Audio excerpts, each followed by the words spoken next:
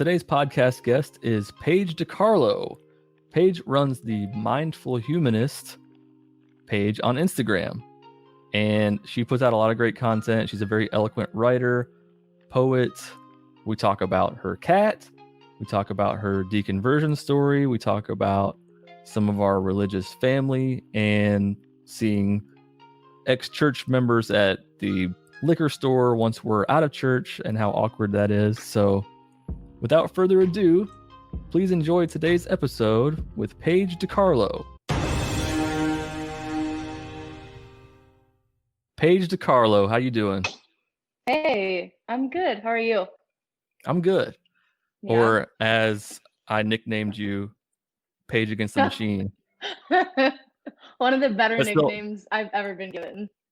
That still pops up when you message me. I'm like, that was a pretty good nickname I gave.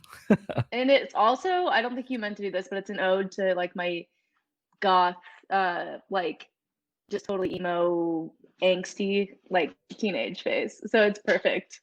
That's awesome. Yeah. I used to have a Rage Against the Machine poster on my wall. It was the bright blue one that had the nuns holding guns on it. So I believe that. That's so good. I love Rage. I was a big Rage fan, Korn, all those bands back in the day. Good. From Brian Headwelch, is that his name? From Korn? Oh yeah, that's right. He's a Christian now. He's a Christian. I like to say Christian. It just is. It resonates better with me for some reason. Christian. He's a Christian now, but I think he still plays with Korn though. Like that seems weird. I know. I think he quit for a while, and I think he went back, and I don't know. Like maybe they're just singing about. Where they're like, yeah. Maybe he's trying to win over the rest of the band. Yeah. What if it's one of those things where the Christians are like, well, if I just, going out with them enough, then I can love on them, and who knows? But so what you're saying is you haven't listened to the latest Korn album. I'm not saying that actually. Okay. So it doesn't sound like you have the full intel, but fair enough. Well, yeah, I guess you're right. I don't know for sure. I hear a Korn song every now and then, and I'm like, I got to find that, and then I'll add it to the library. But I'm not like an active know when their next album is coming out kind of Korn fan anymore. I'm just waiting for you to get your face tattooed and get like full in gear. He's so good. Today's podcast is brought to you by Sam Adams Cherry Wheat Beer. It's actually not a sponsor. Gin and grapefruit. That sounds good, even though I don't know for sure if I've ever had gin. I was thinking about that when you told me that you might be drinking gin. I was like, I don't know if I've ever had it. Yeah, I mean, you're either a gin or a vodka person, or you're a sober individual. So. Yeah, it's not really an either or situation, but that's hilarious. I am a vodka person, yes, and but I don't think I've ever had gin. I heard somebody say it's like pine needles or something, but I could be way off on that. I don't know. Well, I don't know. Well, I don't know if you can see any dog hair on my shirt, but I'm wearing a black shirt and I have a white dog, so it's a possibility. Comet, make an appearance. Georgie might. We'll have to see if she hops up and gets really angsty and is like, pay attention to me. I saw your Instagram post about that. I was like, I hope your cat does make an appearance. She's such a queen. We're pet lovers around here. We are. Yeah. She's such a gem. Podcast is just... Sorry, go ahead. No, go ahead, please. I was just going to say that like this podcast is just super chill. It's just hanging out with friends who happen to have one thing in common, which is used to be a Christian. Or even some people might still be Christians that I have on here, but we just talk about at least going through some form of deconstruction and trying to figure it all out. Finally getting to that point where you question things, Yeah. And the whole point of this podcast is just to be relatable to other people who might be going through the same shit, might have questions. Maybe they just stumble upon this and are like, who are these people? And then they just listen to our stories and get our point of view and realize that just because you don't believe in God, that doesn't mean you're a bad person or weird, or you love Satan, or anything like that, That's you a key know? one. So Yeah. Yeah, I think you were actually the first person that I ever reached out to when I started. Well, when I acknowledged last year, I think I'm an atheist, and then you know, began connecting with people in the online community. I think you were one of the first people I talked to. And so it's that same thing of like, yeah, just that free space in that community and connecting with people and being like, oh, like, yeah, just building that safe space for people who, wherever they are in that continuum of deconstruction. for sure. You have kind of deconstructed your faith not too long ago, right? Do you kind of want to go through your whole, and I know people probably get tired of telling the same things over and over, but kind of your upbringing and how you went, like where you went to church, what religion you were, and how you got to where you are now. Yeah. So I was raised Catholic, you know, in Catholic schools, even was put through like School of Religion, which was like a Monday night, like Catholic, you know, Bible teaching, Bible study type thing. I never claimed the title of Catholic for myself growing up, but I think I did at least cognitively believe in some sort of God because I was indoctrinated too. So that was kind of like my upbringing, which is it was like this nominal thing, kind of just a weekly go to church or go to School of Religion, you know, be indoctrinated. It wasn't anything that infused like my everyday family life. By the time I was 14 or 15, yeah, I was, you know, cultivating friendships, you know, moving into high school and that kind of thing. And, you know, I stopped going to like the Catholic thing, School of Religion, and started going to this thing called K-Life, which was a Christian branch of Kanakuk camps that meets in like cities across the US. And so I started going to K-Life. And one evening when I was there, the topic was how where we go to school affects our faith. So I had a friend who was there that evening and she went to Christian school. I was going to public school at the time, and so I remember talking to her. Her name was Michelle, and I was like, "What's it like to go to a Christian school?" And you know, of course, she was super enthused about it and had nothing but positive things to say. And so, I feel like that night was a turning point to where I moved from not like from merely cognitively assenting to the idea of God to like that's where I like started to convert to Christianity and like I guess go full-fledged into you know what it looked like for me to pursue Jesus. And Yep. I ended up going to that school basically, and I became a Christian at that school. And you know that was when I was 15 years old. So yeah, from that point on until 2018, I was steeped in just On non-denominational fire for Christianity. Jesus. On fire. Non-denominational Christianity pretty much the entire time.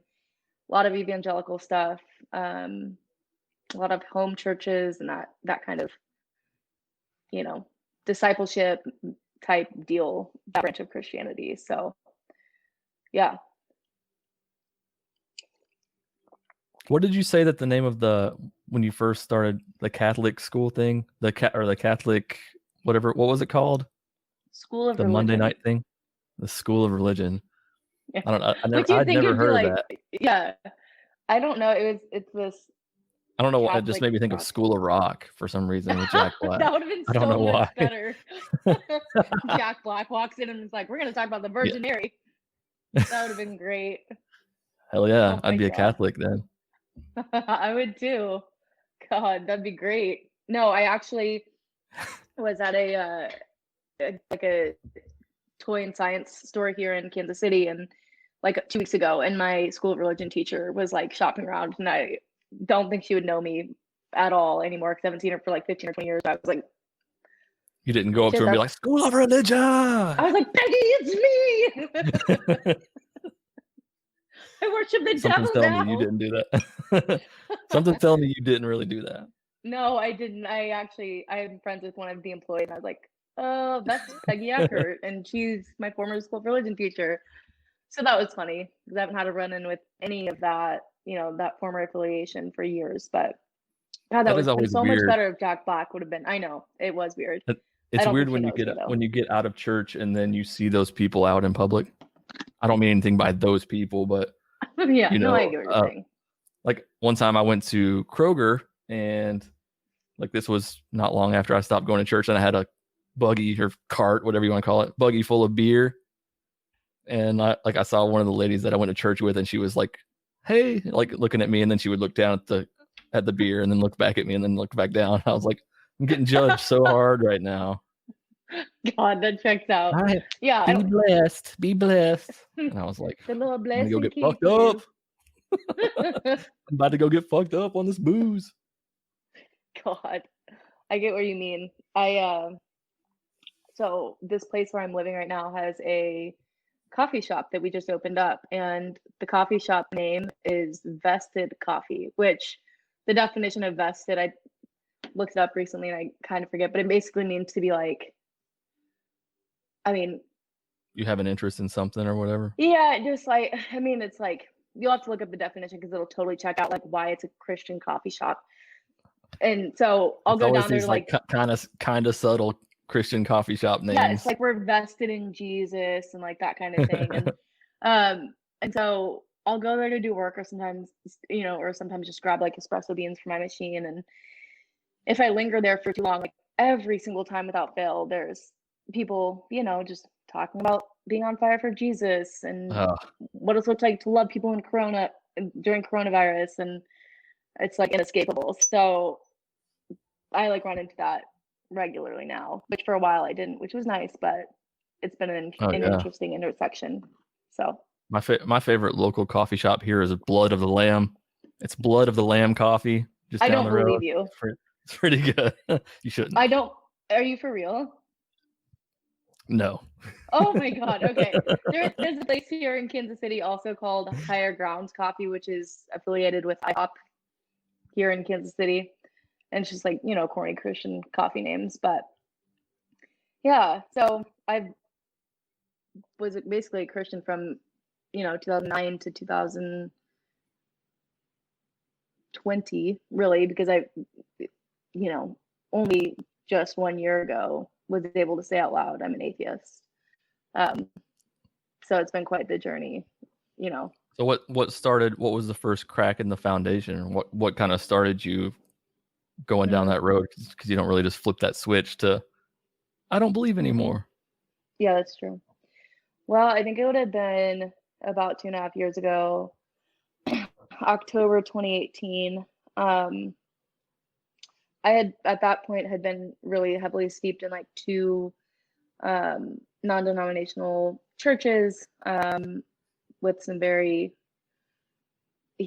questionable cult-like tendencies, high commitment communities, that kind of thing. And I don't know if it was just like the perfect intersection of my own healing work and therapy and even just coming into my full like adult like brain.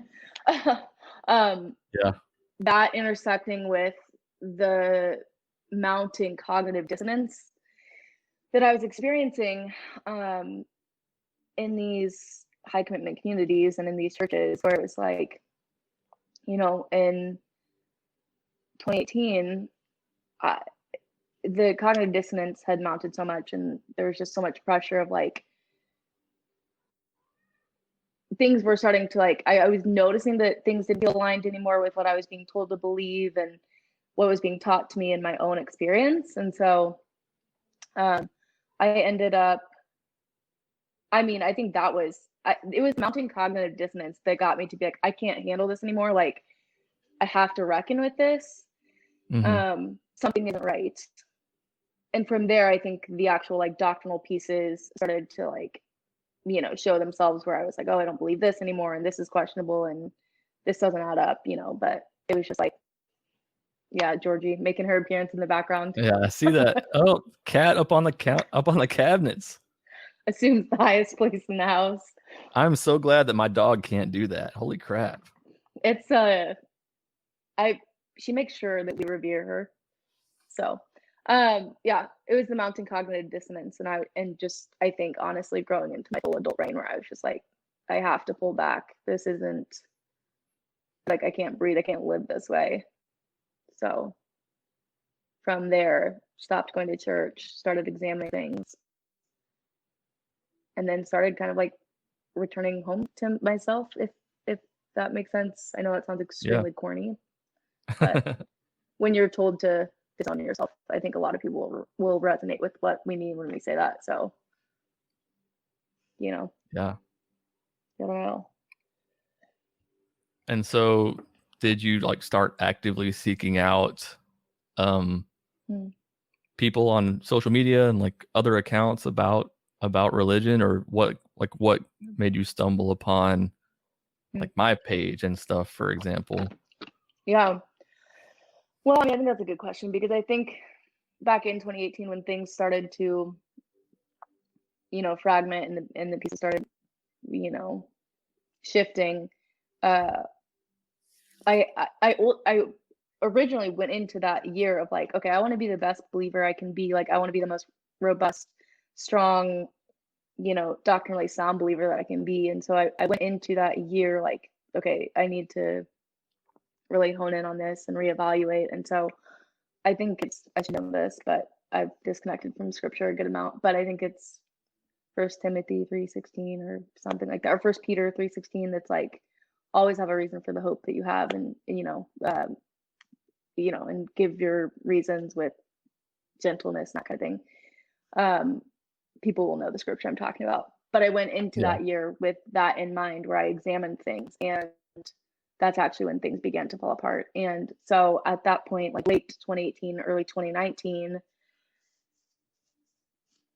I had stopped going to church, and I was slowly disbanding from my former Christian connections. And so I knew that I needed to, invest in some other sort of community. And so that's where I kind of went into the online sphere and began seeking out community in that way. And maybe because I was heavily steeped in Christian culture for 11 years, so I didn't have anybody in my physical real life that I was able to open up to about where I was. So yeah, it was the online community that allowed me that space to connect with people as I deconstructed and then ultimately deconverted, that would have started late 2019, honestly. So there was about a year period where I was just kind of adrift on my own. Let me pause for a second. I definitely just spilled beer all over the desk. Yes, we can pause. God damn it. Today's episode is brought to you by my Patreon. That is patreon.com/JesusUnfollower. If you want to get these podcast episodes before they go public, or if you just want to support the YouTube channel and podcast, you can do so at patreon.com/JesusUnfollower. Beer on the electronics. Fantastic. Sounds like a grunge band or something. Beer on the electronics. When I was younger, back in allusion to my emo phase, I wanted to have a band called the Heavy Hollow. My Christian band, the band I was in, was called A Pledge to Die. As in, like, dying to yourself, dying to your own flesh for Christ. I don't think I knew that. So cringy. I don't think I pledge to die. Knew that. What kind of music? Well, we started off as just like the youth band in church, but then we just started like doing our own stuff on the side, and it was kind of like screamo kind of music, Was it you screaming into the mic at the front? Were you the lead singer? No, I did bass / backing vocals. Okay, fair enough. Gosh. But you talking about that band reminded me, or your name reminded me of like the whole naming the band phase, trying to think of what we were going to call ourselves. And I remember one suggestion was Silent Scream. And I was like, Jesus Christ, that's the most fucking emo band name of all time. The Heavy Hollow and Silent Scream. Headlining one night. I mean, the name that we settled on wasn't that much better, but God. I had no idea. Well, cheers to learning new things about your friends. So Okay, so where were we? We were talking about finding community yeah, after. finding community. Yeah, it's crazy. I never really realized that Instagram had the kind of community feel. I was just, it was just kind of a place where you see memes and shit, or pictures from your friends and stuff, but it's Yeah. definitely turned into something else, at least since I've been running this account and making content and stuff. Yeah, I So when fully agree. you were doing poetry and stuff in the beginning, I remember, or when I first met you anyway. Yeah, that was actually a huge part of it was, spring, summer of 2019, and I had stopped going to church. It had been 6, 7, 8 months since I'd been to church, and that was actually a huge part of my like emotional healing and processing. Was beginning to write again after 2 years of not being able to write and journal, which is another tidbit for another time. But was I began to write poetry, and to be able to tap into that like inner creativity that I hadn't been able to before. And so that paired with like finding that online space, you said it so well, like it is really, there is an online space for community within Instagram that I didn't know existed until I ventured and found, my community here. Um, that was so vitally important. I did start out sharing the poetry and then it morphed into something else. And it was kind of cool because I let it morph rather than be like, super idealistic or Mm-hmm. whatnot. I think once I was able to reckon with, oh, I'm an atheist now, I wanted to have that be at the forefront and discuss that in a more tangible way. And for a while, the poetry was like a front for like, I couldn't come out and say I was an atheist, but I wrestled with those things and carried with them Yeah, through the words and the prose and the poetry. And I think you could see some of that now going back and analyzing it. But um, it, I want to say like you're so right about the community thing, because even as I've taken this, 4 to 6 month break, like I realized like, yes, it's been so good and it's been really restorative and I need that, have needed that for this past season. But there is a part of me that's like aching and longing and missing that community that I had. Like, yeah, which I feel like if you're not in, like, Instagram can be either or. It could just be this really superfluous, like, yeah. just comparison based thing, or it can really be a deep well community. So it's been cool That's to true. cultivate that. It's just I how think you I use think it. that people social media is what you make of it. Hmm. I have friends who will just trash social media and say that it's like ruining us and stuff, and I'm like, it's really what you take out of it though, because I think it's Gary Vee or somebody who says that social media hasn't changed us, it just exposed us. I think that's true. Like Oh, that's such a good one. I know, I love that, and I think it's true. It reveals, like, everybody before, you didn't really see people's thoughts weren't quite as public and stuff, and so it's not that we've changed, it's that you see more into other people's thoughts in their minds now. That's But I really, think you yeah, can, it's whatever you take out of it. uh, I think. it really is. I really miss it's really nice to begin kind of tapping my feet back in the water, because I've missed the community that I had there. And um, it hasn't just purely been a restorative thing to be away. I've also felt the longing and the miss, like the piece of like, I miss that community. So it's nice to be I'm connecting glad you again. brought So up the break, because that was actually one thing I was wanting to talk about, was sure. just you kind of taking a step back from social media, Hmm. because as much as I think it is what we get out of it, it can also be taxing. It can be a lot to weigh on your mind, and especially if you're a content creator, it feels like you have this responsibility to make stuff, and Hmm. then you have to deal with comments and people's reactions to your stuff. Hmm. So yeah, I was going to ask you about that. What made you kind of take that step back, and um yeah, like what made you decide that you wanted to take that break? Yeah. Summer of 2020. summer of 2020 last year. I think it was mid-July, end of July, and I had been so heavily practicing embodiment and reckoning with the trauma that had mounted over the years and that kind of thing, and was doing that also in a public online forum space, community as well. And so I think for me, just where I was at in that point, come summer of last year, it culminated to me almost feeling like almost like swept up in the trauma of it all at that point, where I was just like, this is all I can see is like, the trauma that I'm feeling, and analyzing it and being caught up in it and sharing it and feeling it. And so it became all consuming last summer. Yeah. Just at the juncture where I was in my healing. And it wasn't that I was navigating anything poorly or wrongly, or that anyone was doing anything, incorrectly either. It was where I was at in my healing journey. So I think when I went through my first emotional flashback, it lasted like a week last July, which some of the people who watch this might remember that, but it was horrible.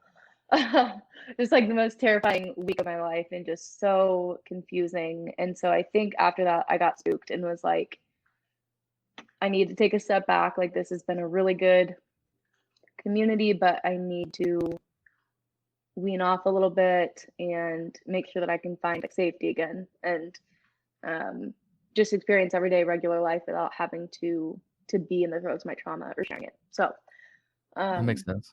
Does that make sense? Yeah. And so it has been a good break for multiple reasons, but yeah, I think it was. And like, the other thing I'll say, I've mentioned this before, but I broke my laptop one day before coronavirus lockdown. Oh no. Yeah. Yeah, which was like right after I had started my mindful humanist before it was mindful humanist, it was poetry count. So before I even started mindful humanist, I was stuck doing everything from my phone.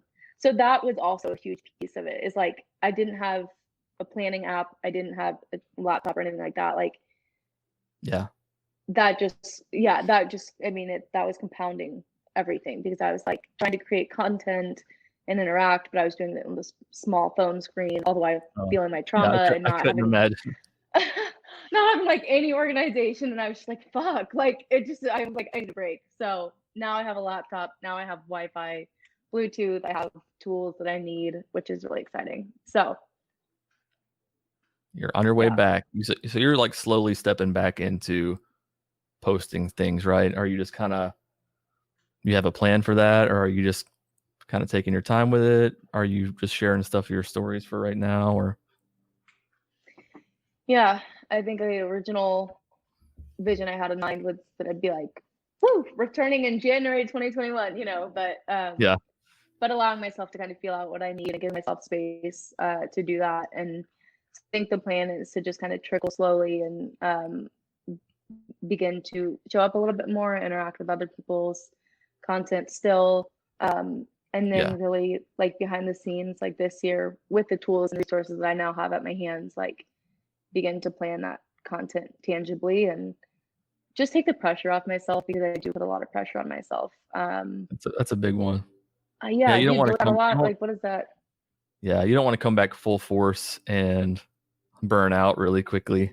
Yeah, I think that's probably like what would have happened if I was like, she's back, like, yeah, I'm back, and boom, here's some content. But I'm like, 2020 was such a crazy year, and that's like the most cliche thing that anybody ever says lately, but it was just so crazy. And yeah, I couldn't imagine having the laptop break right before COVID. But on my end, it was a little bit different, because I lost my job like a week before COVID, and then I went to some job interviews and things went well, and then they were like, oh, we're not hiring because of the pandemic.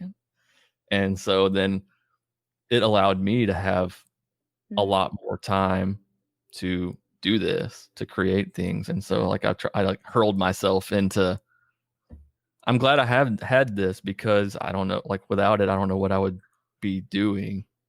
And so I'm glad that it forced, kind of thrust me back into making stuff. And I don't know if I would have started the podcast that soon, so I think it's going to be a good thing overall. Not the pandemic, but just the aftermath of it for me personally. Yeah, I was gonna Having say, I think, more time, it gives me more mental space too, because if I would have still had my job and like trying to do stuff after work, and especially if you have a really taxing job, that can be tough too. yeah. Oh my gosh, the Try- mental load is, yeah. Not only Do you creating remember? content, but responding to people's messages, responding to other people, like people's comments on your stuff. It can be a lot. Yeah, and will you remind me, did you do the Sunflower when you were working a full-time job, and then the Yeah. way you were in, okay, you did. Yeah, I mean, what do you ever feel engrossed by, and not in a negative, purely negative way by any means. Like we've talked about, it's a beautiful thing, it's a great space, but does it ever resonate with you as like, do you ever feel engrossed by it, or just like encompassed by it, or engulfed by it is what I'm looking for. Do you ever feel engulfed by it? Yeah. I try to keep myself, I try to like plan stuff out, a schedule as far as like making content and stuff, and Mm-hmm. that helps me for sure. I've really started doing that over the last 3 or 4 months, I guess. Mm-hmm. But yeah, there are days when I'm just like, and for a while there, I was on TikTok like making like 4 or 5 of those a day, So funny. and it just got to a point where it's like, yeah, you experience some of the burnout, or like I just don't Yeah. really feel like doing this a day. And there are days that I just don't feel like talking about religion. That's for sure. Yeah. Oh, hey, I mean, Georgie. it just won't draw. Let's say Yeah, I hello. don't.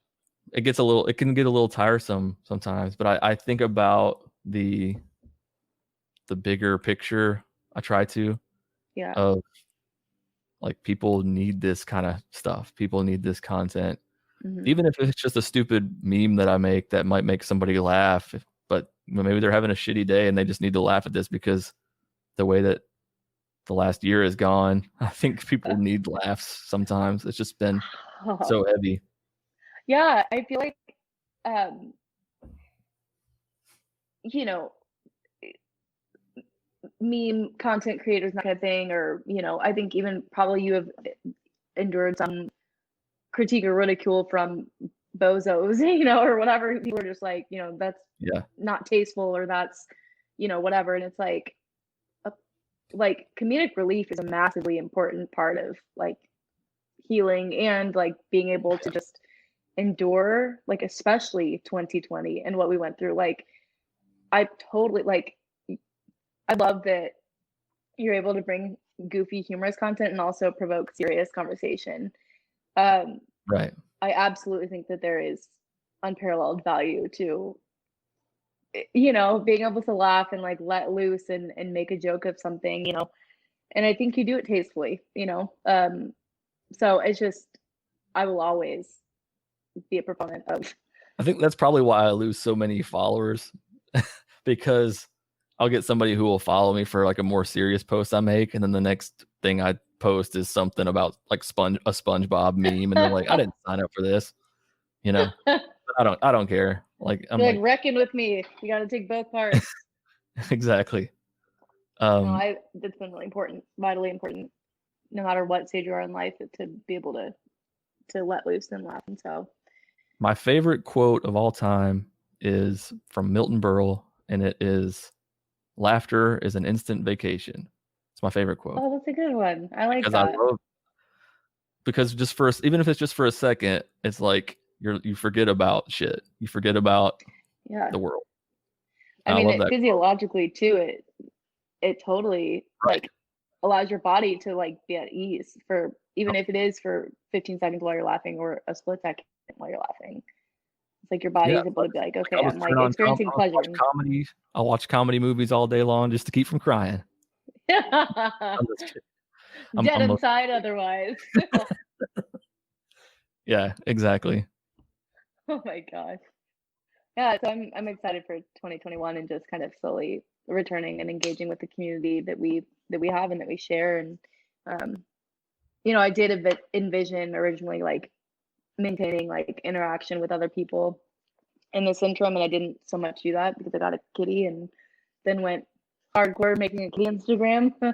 Oh yeah, Yeah, you turned into he one of was those great. people with the animal Instagram accounts. I mean, I've always been a cat lady, and then this was just like, and so in the same way. So if you want to, you know, harp on me for that, I will say it's been, and I know you do it lovingly, but it has been such a like a goofy, lighthearted reprieve. Is like fucking taking editorial photos of my cat and like interacting with other cat moms and like, it's just goofy and like looking at cute cat pics and Let me ask you this: do you ever like talk and type like as Georgie, like you're responding as your cat? Because that might be going a little too far.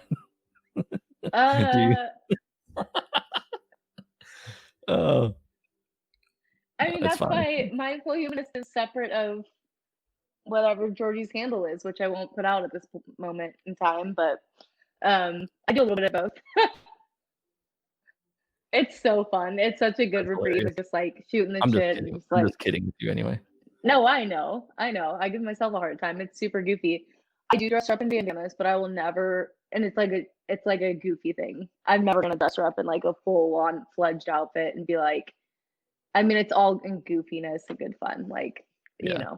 So I have, it's been a good reprieve in the same way that like laughter and comedy is a good reprieve. It's been super fun to just like take a step back, be lighthearted, hang out with my little fur friend and be in a Yeah. light space on Instagram in the midst of a pandemic. So, but I'm ready and I'm excited to just begin interacting with people in the community here of people who are in deconstruction and deconversion and questioning. And as you say, the doubters, skeptics, and what is it? What's up, non-believers, doubters, skeptics, or what is it? Oh, you know the tagline, huh? Yeah. What is it? Non-believers, doubters, and skeptics. That's That's right. it. What's up, non-believers, doubters, and skeptics? So I'm really thankful for that community and excited to. So when you left church, or when you stopped calling yourself a Christian, what was the fallout, like with family or with friends? Was there any fallout? Did you tell your parents right away, or do they know now? Yeah, so I left church. I stopped going to church really in October of 2018, and I was still living with 3 other Christian women who were like, "Okay, so where are you going to church this week if you're not going to, that kind of thing." And but I lived with 3 Christian women at the time who were, on me about where are you going to church this Sunday, and me having to be like, "Look, I'm not," that kind of thing. That became a really, from the time I left church and when I was living with them for about a year after I left church, and it became such a toxic space where I was like, I've got to get out of here. So I ended up moving out and whatnot. But so there was just like a year-long like stress at home, like, where are you going to church this week, and where are you at, and how's your heart, and that kind of thing. And it was just not a safe space to deconstruct or deconvert, which is why I ultimately sought to move out. So there was that, which I was dealing with day in and day out. And at least for like the first year, my parents, weren't curious, weren't asking me about it. Kind of just, I was doing my own thing. There was a massive fallout with, my former closest friend at that time. Because shortly after I left church, I also left an abusive relationship and got pegged as the crazy one, which, yeah, whatever. So there was a lot of fallout with friends around that same time because of that relationship, and then also because I was deconverting. So it was a really lonely interim in a space between, fall of 2018 to late 2019, where I was just kind of, like I said, adrift and on my own, and like, Yeah. didn't have community, and was like, kind of in between. Like, I'm not fully deconverted, but I'm also not going to church, and I don't have a community of people who are That weird limbo state. church. Yes, limbo. Exactly. Yeah. Good old limbo. It's like tugs at you. Like, it's like your heart's playing tug of war in your mind, and you're just at war with yourself. It was, Beautiful yeah, thing. it was really intense. It was like, because I think when I set out, that year, like early mid 2018, before I stepped away from church, was like, I hope this questioning leads me back to Jesus, and it didn't ultimately, which I'm okay with now and I've reckoned with, but it was like there was no getting around it. Like I had to reckon with and face the cognitive dissonance. And so and then it's also it's such a weird time to deconvert in the midst of what we went through, everyone went through last year, of like, because there was like an uprising of evangelical, like online evangelical, prophets and people who are like, it's the end times and repent now. And so it's like, fuck, I'm just trying to like wrap my mind around this worldview that's dismantling itself in front of me, and here I'm being harassed with these messages. That's like, super fun. You're finally starting to like, you're doubting things, and you're starting to be like, okay, I'm okay with this. And then you got people preaching hellfire and brimstone around you and talking about how Christ is already mounting the white horse. It is an experience like no other. I mean, it was so volatile, and that had to have contributed to what happened last summer when I was just like,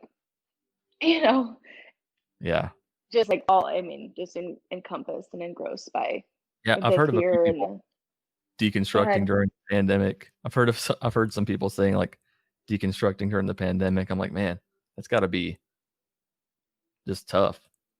Yeah, I'm sure it brought some, unforeseen benefits and that kind of thing. But it is, I wouldn't have had time to deconvert. It also made it a little bit easier for some people. I didn't mean to interrupt you again, but like, no, go ahead. It make it easier for some people seeing how the church, especially like the white evangelical church, acted last year around several issues, like around the George Floyd stuff and just all the election stuff, and that might have helped kind of nudge people away from their beliefs. Yeah, and I will say, I mean, because that might be one of the benefits, like we were in lockdown and expected to be low key, and so I did get to really invest in jumpstarting that process while surrounding myself with community, where I might not have been able to do that if life was bustling about as normal. So it was a very convoluted process. I mean, and we're still in the middle of coronavirus and the lockdown, but I'm just further along now, so it doesn't feel as doesn't bring as much trepidation now as it did at first. But I think for anyone who is deconverting and whatnot, it's been quite a ride, quite an experience.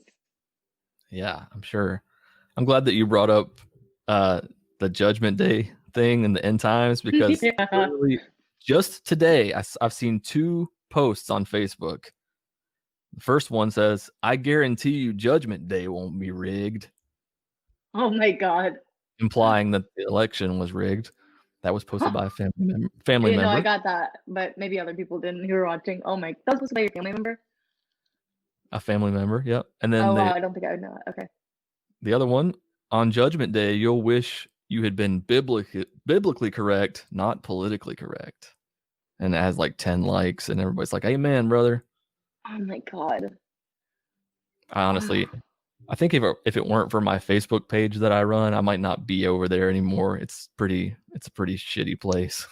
It's a desolate wasteland of decent people. Like there's not many left. Oh my God, a desolate wasteland of people. That's great. Yeah, I deleted my Facebook 5 years ago, and I'm glad I did. 5 years, wow. Yeah. I'd never pull that trigger. I can't pull that trigger.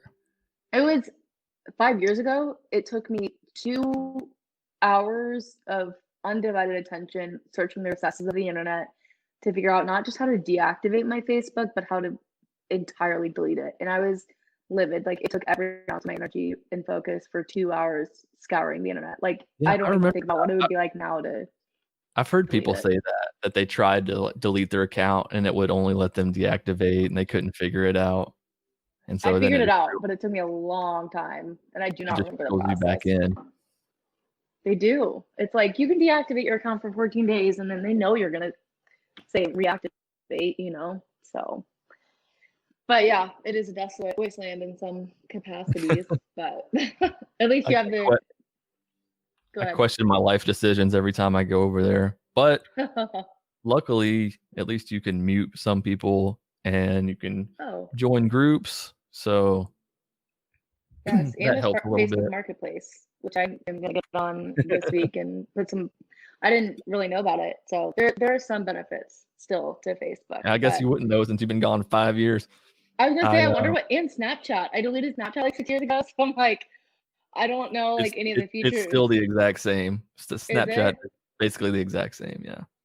So Instagram's been like the only social media, and then dipping into and out of Twitter, which is super fun because I'm like, okay, I feel like you on Twitter, where like half the time I'm serious and then half the time I'm like, tweeting off like goofy one-liners, and people like Twitter has more of a Twitter's kind of a better place for that probably than Instagram. Like, I'll clog up my Instagram feed with shit that people don't want to see, but on Twitter, like, you scroll one time and you're past it. Like, it doesn't really come back up, and you can tweet 100 times a day and nobody really cares. So it's just kind of like you can do your thought dumps or jokes or whatever over there. I love Twitter too. Oh my gosh, do you remember when I did mind dumps on my poetry account? Oh yeah, gosh. That was, I forgot about that. That was fun. That was like when I was just like, hashtag bring back the mind dumps. Daily mind dump. Maybe I will. I want to figure out how to like, what's the word? Like, I guess I want to be able to like, get back into mindful humanists in a way that's like fresh and new and like, more aligned with like who I feel like I am now, rather than like interacting in the same way that I did last year, if that makes any sense. Not because I did anything wrong last year, it's just so yeah, I'll be curious to see what comes about there. But daily mind dumps were so fun. I was literally like, I would be at work and I'd be like, I've been with children for like 5 hours straight, they're napping now, and I need to fucking interact with some adults. So I'm gonna put this out there, and whoever wants to DM me can DM me. And so it was a fun little thing. Hashtag bring back the daily mind dump. Can we bring back the dump? Bring back the dump. Wow, that's one thing I've admired about you on Instagram is that you're open to changing. You don't pigeonhole yourself, and that's kind of, sometimes I feel like maybe I've pigeonholed myself a little bit, but I like how your stuff is always kind of evolving, and it kind of, it's not necessarily that you're showing your growth or whatever, but that you're open to just taking it a different direction if you feel like you need to, or that other people might need it, Thank you. Yeah, I mean, I think that is like an incredibly vulnerable process of like fucking letting myself be seen in process, which, went both ways. I feel like it did lead to vulnerability hangover, I think is the term. But it has been really empowering too, of like, okay, I'm like, I need to allow myself to evolve and change as I need to allow the way that I show up to evolve and change as I evolve and change and grow. So that has been really vital and essential. I do want to be able to show up to mindful humanists in the community that we have here this year in a more, I don't think structured way is the right term, but in a, like, I don't want to change and reroute a bunch this year. I think it was really great last year, but I want to walk that line of like, this is how I'm showing up and I know what I'm doing and I can pivot where needed, but I'm not like vision recast because it's like the third quarter of 2021 and that kind of thing. I mean, it was incredibly vulnerable. I think it was valuable, but it was incredibly vulnerable to be like, I'm writing poetry. Okay, now I'm talking about like, I'm actually like out of the closet an atheist, and now I'm like in the throes of trauma, and now I'm taking a break, and like, so, but I think it was probably empowering to some people. So thank you. For sure. Yeah. So I put a question box on my Instagram asking if anybody had any questions for you. And this is one of the questions I got, which I thought was a pretty good one.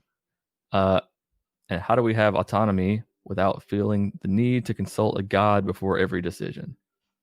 Yeah, I mean, I totally thank you for this question, whoever submitted it, because I think it's really valuable. I totally resonate with like that sense and that compulsion of like outsourcing and like being like, checking like, oh, is this okay for me to think this way or to feel this way or to be inclined towards this decision, and having to dismantle that as I deconverted. So how do we have autonomy without feeling the need to consult a God before every decision? Again, such a good question. I feel like that belies like an inherent distrust in ourselves that we've been ingrained and indoctrinated to have. Um, and so therefore we, within that like inherent distrust that we have of ourselves, we have that because we're led to believe that, without Jesus, if we're talking about Christianity and different sects of Christianity, we're led to believe that without Jesus, we're sinful and in need of a savior and in need of saving and outsourcing our sense of goodness. And I know that's at least how it resonated with me. So that's why I had that compulsion to outsource every decision, is because it's like, well, like I'm sinful, I'm wrong, like I can't trust myself, and so that's where that compulsion came from. So how do we gain that sense of autonomy without feeling like we need to consult God? I mean, that's certainly a journey and a process, but I think, practicing and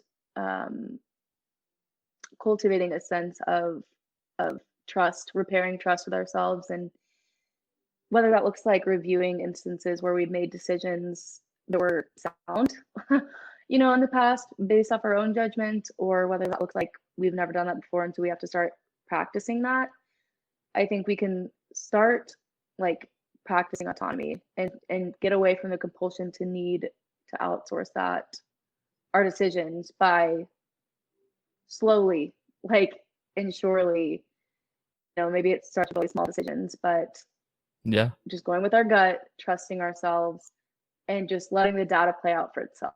And I think what's been really empowering is like in that process of figuring out that I'm not a shitbag and that I don't need to outsource every decision, like what's been really empowering is like coming upon the knowledge that like I am a really healthy, compassionate, robust individual in and of myself. And I've learned that through those small decisions, making those small decisions and seeing the fruit of those decisions, which that sounds like Christian rhetoric, but it's true, like seeing what fruit comes from my decisions that were made intrinsically by trusting myself. So it's just like slowly putting those things into practice, sitting with ourselves, figuring out what we think, what we believe, what we want, going with it, let the data play out, and then build data over time that helps you fully and in a holistic sense realize like, oh, I can trust myself. And so then over time I feel like that compulsion to need to outsource and to get out external validation will dwindle. I think you'll be able to really trust yourself more little by little. Does that make any sense? That was so Completely. Well said. Yeah, it makes really sense. I feel like it was like When you windy and twisty. when you realize that your values don't come from an external source, I think that kind of helps, once you realize that Yeah. your values are your own, your morals are your own. They don't come from an outside source, and it helps. And like you said, it's like the starting with the small decisions and realizing that you're completely capable of making these decisions on your own. Mm-hmm. But I mean, even I'll admit, I've been an atheist for 10 years, and there are times when like those thoughts will flutter into your mind about like even prayer and stuff like that. And I think that the indoctrination just runs so deep. You were Mm-hmm. just raised up to believe something in a culture where most people do, pray, and you always have that like things just linger in the back of your mind, like that. Yeah. What could it hurt to throw up a prayer about this or whatever? Mm-hmm. If I'm being honest, I mean that stuff still enters my mind from time to time. Yeah. I mean, but in November with election week, that happened to me where I was just like, if there is a God, like you've got to make Biden win. Or I was just like, the body, like the collective trauma that we're experiencing, if there's any sort of God, like you gotta like Trump cannot continue. And of course, I'm not like, okay, so I'm converted because Biden won by any Yeah, means, but that obviously your tension prayer is worked. there. So. Yeah, right. Oh, what did you say? So I think you said it so well and so concisely of like when you realize that like your values come from yourself and you don't you don't need to look externally to like pull a value system and that kind of thing. Like that's what I experienced. Where like when I stopped believing in God and I would interact, with when I would engage in interpersonal relationships and that kind of thing, like, oh, like I still care about these people without Jesus telling me to care about these people. And like, Yeah. and I actually have like a greater capacity to care more about other people and to not be like so You're not thinking about self-conscious. their soul, and you're not thinking about their their walk with Christ and what the path that they're on, and their if they're saved or not, and do I need to speak about God to this person? Do I need to witness to them? It's like just a genuine, authentic.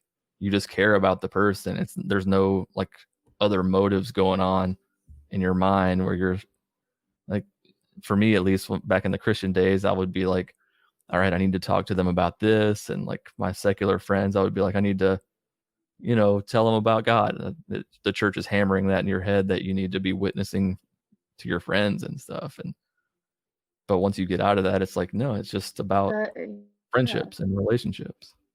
You don't have that feeling of being superior to them too. And not that it was ever like a conscious thing that would be in your mind, but when you feel like it's your job to tell other people you should live this way, then obviously you feel like your way is right and your path is the right one, and you feel to a degree superior to them, like you have the truth and they don't. And there's this weird, it creates this weird dynamic. It really does. And it's so interesting to be on the other side, honestly, of just like having deconverted and just it's just really it's rich and it's powerful to have been in both,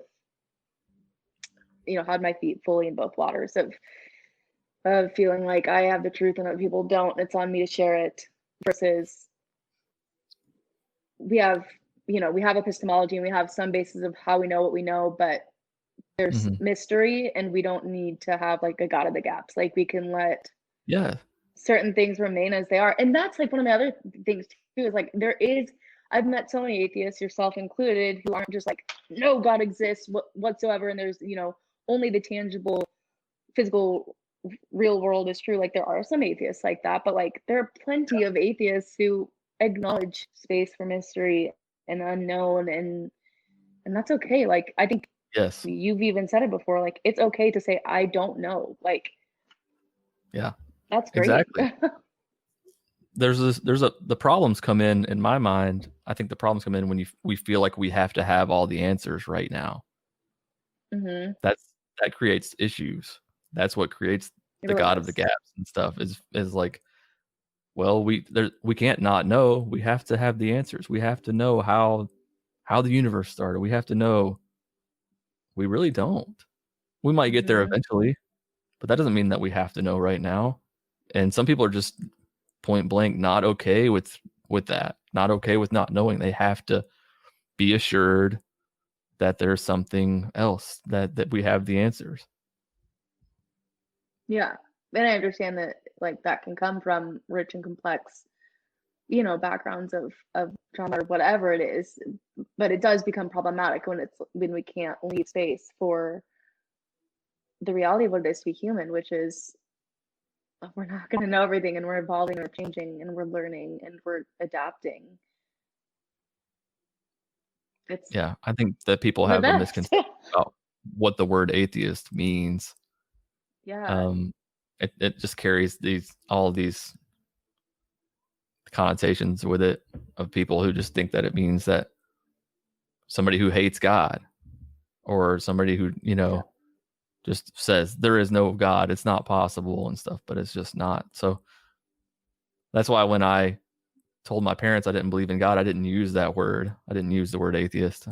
I just said that I think I might have actually said agnostic, but I just said I don't believe, I think, because you just It's like you kind of weigh it out. Is it even worth saying I'm an atheist? Because then it's like, he's a what? I knew he didn't believe in God. You know, Yeah. the same thing. It's the same thing. Which is, yeah, exactly. But yeah, that's interesting. I get what you're saying. It's like there's a carried weight to saying atheist because there's so much misconception, and it's uh, I fully like resonate with that of the misconceptions and you know, and I even had misconceptions about it. I think when you and I started talking, I was like I was letting you know where I was at in the process, and I was like, I would say I'm like agnostic now or whatever. And then we talked about the dichotomy between atheist and agnostic and whatnot. But Yeah.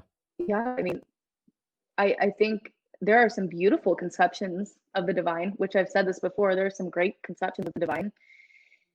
Even the Christian God, you know, the universal reconciliation and the God of Richard Rohr, like, don't seem inherently dangerous to me, but I can't holistically assent or I, you know, I can't holistically come Yeah. on saying I believe in that. Like, I can emotionally feel like that's beautiful. I can spiritually appreciate that, but cognitively, that piece is missing, and Yeah. that's important to me. You can't make Cognition isn't yourself. everything. Yeah. Yeah, cognition isn't everything, but it's an important factor, and so that's ultimately why I'm an atheist. The thought of a higher power, not necessarily the Christian God, but a higher power that would might be all loving, or a deist God that just created everything and doesn't really have control over what happens after, or the universe is God and we're all connected. Like all that stuff is all, to me, all sounds cool, but again, it's like I'm not gonna believe it just because it sounds like a nice idea. Yeah, totally. And there's And I no think, harm in it. I think the people who do believe that, it's fine. Some people have the need, feel the need, I think, to believe in a higher power. mhm. That's fine too. And I'm not saying that there's not a higher power, but it's just like I don't really see the point of believing it without a reason. Yeah, like I don't want to. That's partly why, for me, in my experience, cognitive dissonance set in, is because I was ignoring that piece this is my experience, but I was ignoring the cognitive piece of like this isn't adding up, and so that's Yeah, why the cognitive dissonance set in. So for me, it is important that if I'm going to believe in a higher power, that cognitive piece needs to be there too, to a good degree. So yeah, yeah, it's I think I'm slowly able to interact with and engage with people who believe in God without being like, you know, threatened by it or whatever. And skepticism is healthy, and not even just about God, just about things. And I just want to apply mhm. more skepticism to my life. Period. Like I don't just want to Hmm. go along ho hum and just believe things. I want to have reasons why I believe the things that I do, and so I think that being a skeptic is one of the best things that you can be, just to question things. Yeah, Yeah, that one. The unexamined life is not worth living. I can't remember if it's Socrates or Plato or whoever, but it's funny because even now as I say that, like it all circles back around of like, okay, like First Peter 3:16, like I want to know why I believe what I believe, so I'm gonna go down that route. And then I went down that route, and for me, it led to deconversion, which has been the best thing that has ever happened to me yeah, personally. Like, and so it's like I still go through that. Where like I'm still on that train of like I'm gonna know why I believe I'm gonna know what I believe, and I'm gonna know why I believe it. Like that is still a founding principle of where hmm, I am now. Like that hasn't changed. That's super important to me. So too. yeah, And I for think some it's people, important to me. that doesn't always land in atheism either, or in not Right. being a non-believer. For some people, that lands them in being a Christian still, maybe a more Mm-hmm. progressive one or something, but or just believing in a God, period, not necessarily the Christian God, whatever. Sure. But it's not always the same end landing spot for questioning things, but it's good to at least have Right. that It reason. is. Like you said, having the reason to believe, like why you believe what you do. Super important. Totally. That's super important. And I think you're totally right. And I'm still wrapping my mind around that of like, how did you land somewhere else? But I mean, obviously, I understand that people come from different backgrounds and And Mhm. it's totally valid, and just being willing to evolve and question and examine things, I think, is like the Yeah. guiding principle for me. Like some people weigh faith differently, you know, maybe they don't land where we do Hmm. because they have faith and it can't really be necessarily explained, or they've had their own personal experiences that can't necessarily relate to us, that we wouldn't understand on the stuff that they've gone through, and maybe that's why they end up there in that spot where it's like, well, I believe in God because I've been through this, or and stuff like that. And so that's, to me, that's fine, as long as you're not just Sure. mindlessly believing things. That's where you run into the Yeah, issue, that's a good point. Like, know what you believe like in. How election you believe. fraud. Well, we all know how I feel about January 20th, so Oh god, is yeah, that this your will be a actual very birthday? interesting week. Your birthday is on inauguration day. My actual birthday is on inauguration day, so we'll see. I've like never made a big deal of birthdays and been like, needed them to be this big thing, but it will be hard to reckon with if January 20th becomes a hallmark of national catastrophe. You need to create a So, diversion or something. It's my birthday. Look over here, guys. While they're swearing in the new president, do some sort of diversion. like, You then you'll I be a wish hero. I would do anything to divert whatever Trump has planned for the last week in office. But yeah, I'm just hoping that's it. Yeah, that's where another one of the compulsions comes in, where I'm like, I've literally, like, in my mind, those Christian compulsions where I'm like, Lord, like, if can you please like dissuade whatever is planned for Yeah. January Just 20th? get us through my birthday. Please just get us through my birthday. Yeah, like, which I'm sure some people will come on here and be like, see, you do believe in God, you're praying, but whatever, that's fine. You really do They do believe. that. Yeah, you really do believe, you're just, bitter and hurt. So we'll see how this next Oh week yeah, goes. that's a good one. What is People will say that, like, the church hurt you and that's why you're not a Christian anymore. I'm like, I didn't have bad, I had a couple weird church experiences, sure? but I never had any bad ones like that was like, fuck this, Yeah, I'm out. It wasn't like mine. It wasn't like that at all. I loved church. I think that's And so I think it's important to have people who share. Yeah, they just assume things about me. bitch, you don't know me. Yeah, bitch. No, I think it's cool. It's important to have people who identify with having deconverted, or who would consider themselves an atheist, former Christians, who can say, I didn't leave because of, trauma or hurt or that kind of thing. And I did love church. And so I'm not bitter, or didn't leave because of, abuse, or, which are valid reasons to It wasn't the leave, people. but It wasn't the people who drove me away. That's a yeah. common one. It's like, well, it's about God. It's not about the people. I'm like, I know. It's not. I just don't Yeah, have any I'm reason very to believe it. aware. Yeah. Yep. You think I'm So, gonna risk my soul yeah. because I didn't like those people? No, it's not about that.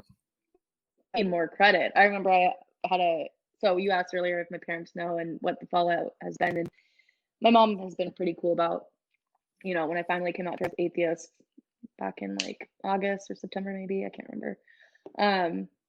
Or maybe it was even like April last spring, but he was really cool about it. My dad was fairly cool about it for the first trickle of conversations, where he was like, do you still read the Bible anymore? And I was like, no. And then, there was a couple conversations. Well, it culminated in being like, just like, I can't believe you don't believe, and you're crazy, and look in front of you if you don't believe, and whatever. And just like, like, I was like, can you give me credit for like having asked the hard questions and asking all the Right. questions that I've been afraid to ask, and like wrestling with those things and doing the damn hard work? And like, I was so impassioned, and was just like, don't sit here and tell me that I just left because of, you know, whatever. Like, this is like Yeah. harrowing work. It is, atheism truly is the best thing that has ever happened to me. And the journey of getting here has been the most harrowing thing I've ever been through as well. So like, this wasn't fun for me to go through. I'm so glad that I'm at where I'm at now for me personally. But like, give me the credit of like asking hard questions and examining these things, and it's been harrowing. It's been great, but it's been harrowing. So like, Yeah.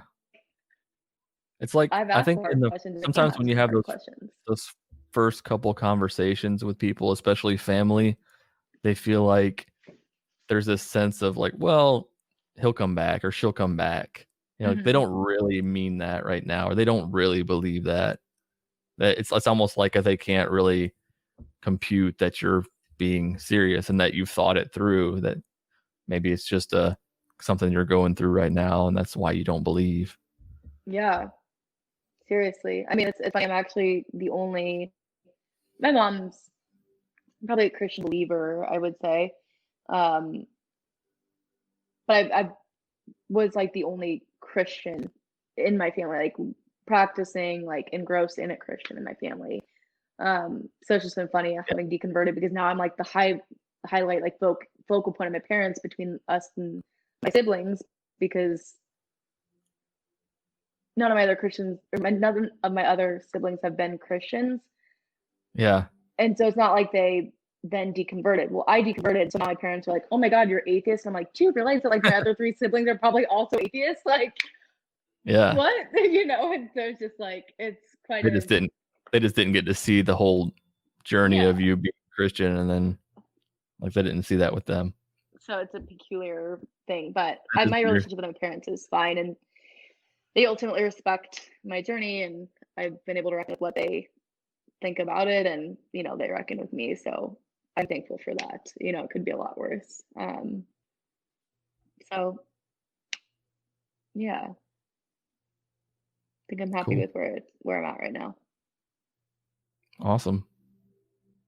Well, I won't keep you too much longer. Follow Paige at Mindful Humanist. Is there anything else that you want to plug, or like anything else that you're involved with or working on, or that you want people to check out? Please find my cat Paige. I'll say that. My cat Instagram. You can find it really easily. Go follow her cat Yeah, Instagram. that's been a good reprieve. Yeah, go follow Georgie. She's knocked out over here. No, I think I'm just excited to show up into the space and to interact genuinely with your content and to just kind of slowly, you know, get back into sharing. And I want to show up, and I'm excited for whatever this year has. And so You're a yeah, I gifted don't really have anything writer, else. I'm just and really thankful for this forum. Thank you. you're Thank very you. good at getting your I'm thoughts excited for across. Yeah, it helps a lot of people.